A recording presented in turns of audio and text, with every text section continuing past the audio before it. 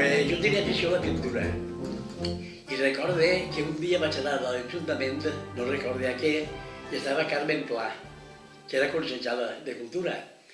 I estava jo, i havia fet una exposició allí a la saleta, hi havia 15 quadres o per ahí. I estava jo mirant-los i ve Carmen Pla i me diu: «Oi, Vicente, què fas?» Dic: «Pues mirant els quadres». Diu: «Però estic mirant que n'hi ha un que diu que és de Silla, l'altre que és de Catarroja, i del poble no n'hi ha cap».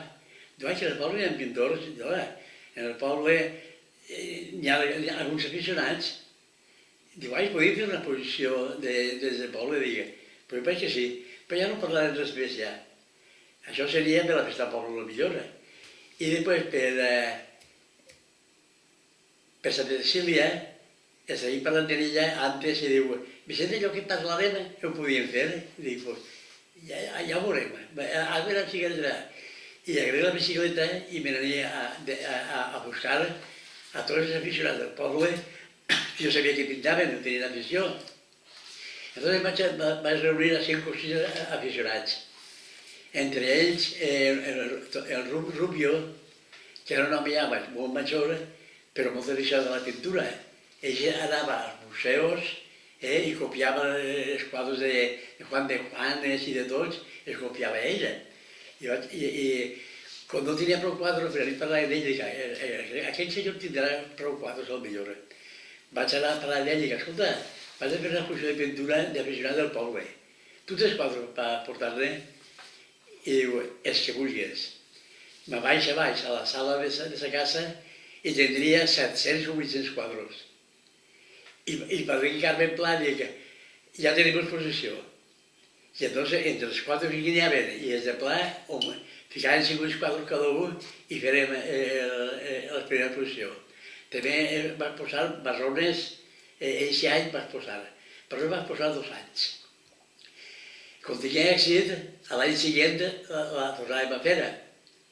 I després ja continuaren anys fent-me, a passar 37 anys de Xina, fent exposicions. Això era de ficar el nom d'artistes locals a l'exposició aquesta. Però després, jo ja introduït més a la pintura, vaig conèixer a molts pintors i a començar a portar pintors professionals i fer una exposició per la festa del poble. Una altra per Santa Cecília i de vez en quan una exposició de les ames de casa del poble. I començar a portar els dies professionals. Rafael Montxolí, no, perquè hi ha pintors de molta categoria els que portia. I així d'estat, farà 2 anys, portia una exposició d'aquarel·listes per dir el president de València de tots els aquarel·listes. I vaig a l'exposició i vaig invitar a Vincent David, i va vindre. I vindre tots els pintors de València, tots de Caixa dels millors, portant un quadre cada un. I es posaren tots en el musical l'exposició.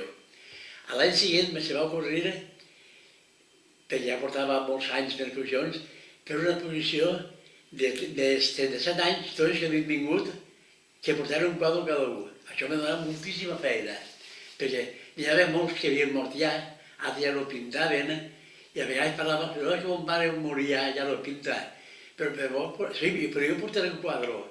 I es va reunir encara a 30 o 35 pintors que portaven. Fer una exposició de tots els pintors que havien passat per allí durant els 37 anys.